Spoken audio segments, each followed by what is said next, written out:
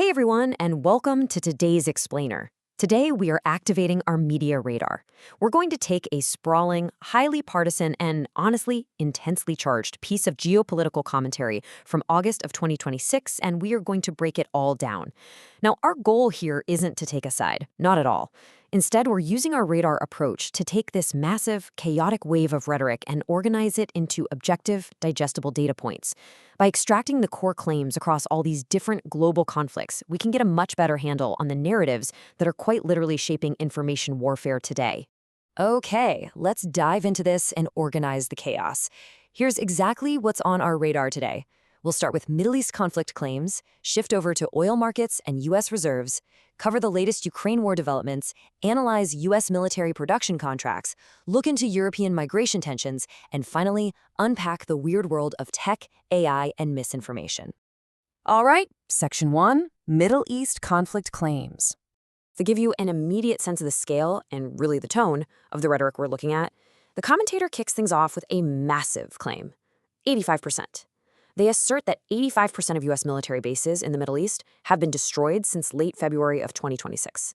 Now, this is presented completely without external evidence, but it's literally the foundational premise for the source's entire argument about the shifting balance of power in the region. And the stark narrative clash here, it is absolutely fascinating. On one hand, the source pulls a quote from Donald Trump stating that the U.S. is trying to be as polite as possible in its dealings with Iran.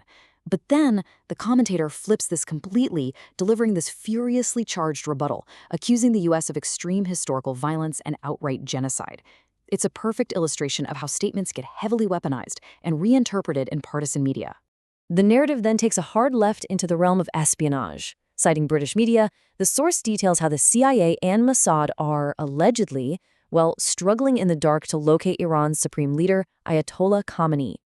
The claim is that he's been completely offline for 150 days, entirely reliant on handwritten messages. But here's the fascinating sociological twist the commentator adds. He argues that Western intelligence fundamentally misunderstands Iranian society. He claims that taking out the leadership would be totally ineffective because the population's deeply rooted religious beliefs, specifically the anticipation of the Mahdi, mean they are fighting for a spiritual cause, not just a single politician. Meanwhile, the source reports on a massive Saudi-led effort to break the economic blockade in the Red Sea and the Bab el-Mandeb Strait. And look at this diverse array of countries listed as joining his maritime alliance. You've got Gulf states like Kuwait and Qatar, North African nations like Egypt and Sudan, all the way over to Turkey, Pakistan, and Bangladesh. The commentator frames this not as a political stunt, but as a desperate necessity to save global trade from a deeply painful bottleneck. Let's move on and see how this builds. Section 2, oil markets and U.S. reserves.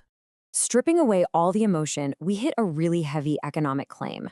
308 million barrels.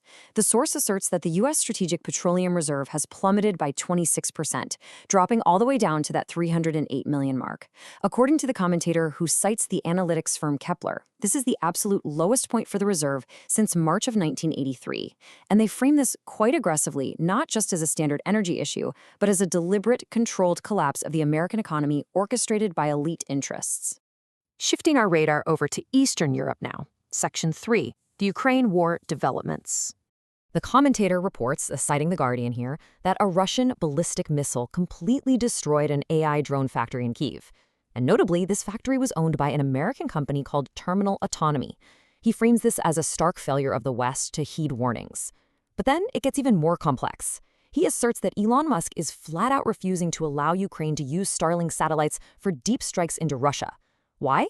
Well, the source claims Musk is actually terrified that the Chinese military will use new, massive ground-based microwave weapons to literally fry his entire satellite constellation if they're used offensively. And this next bit brilliantly illustrates the kind of deep skepticism the source directs at Ukrainian leadership.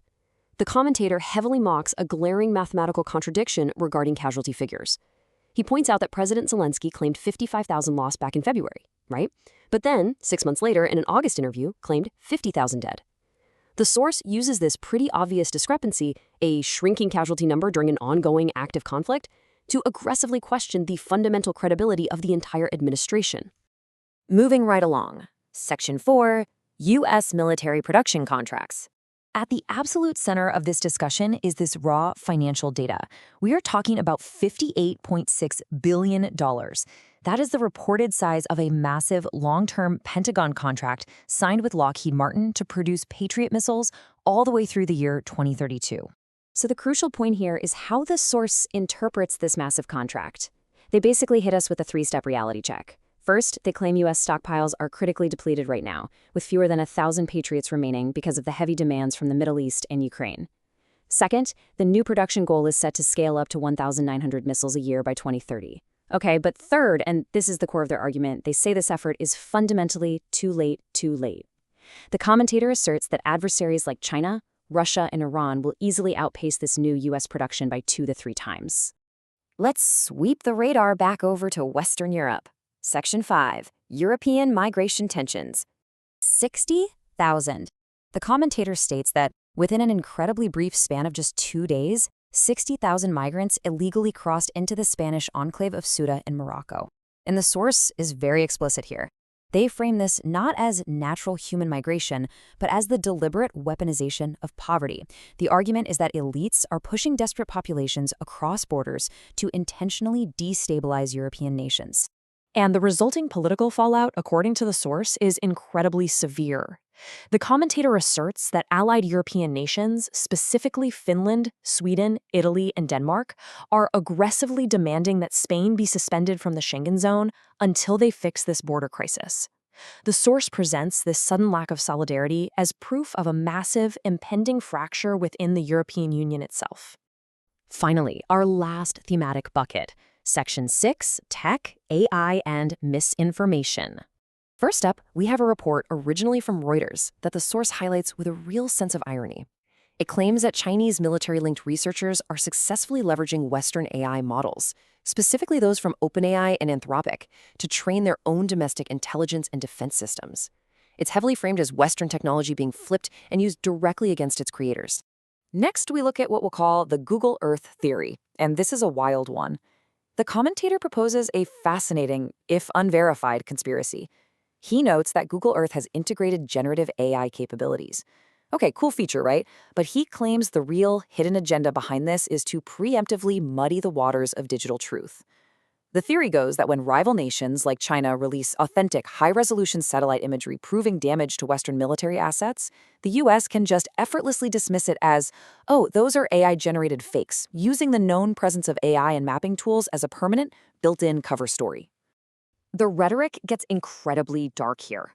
The source reports that a pro-Trump political activist, Laura Loomer, allegedly called for the outright assassination of Russian President Vladimir Putin in retaliation for Russia supplying arms to Iran. The commentator doesn't just view this as an offhand comment. They see it as a very dangerous escalation, driven by powerful lobbying groups that are intentionally pushing the world toward a catastrophic confrontation. And finally, to wrap up this section, the source shares an almost tragicomic anecdote about a global health summit in Brazil. American officials allegedly presented a map of Africa that was completely riddled with geographic and spelling errors. Why? Because they blindly trusted an AI generator to create it for them. The commentator claims the U.S. delegation was openly mocked by the Brazilians, and they used the story to hammer home their broader thesis that Western over-reliance on artificial intelligence is leading to profound, embarrassing institutional incompetence. So, what did this all mean?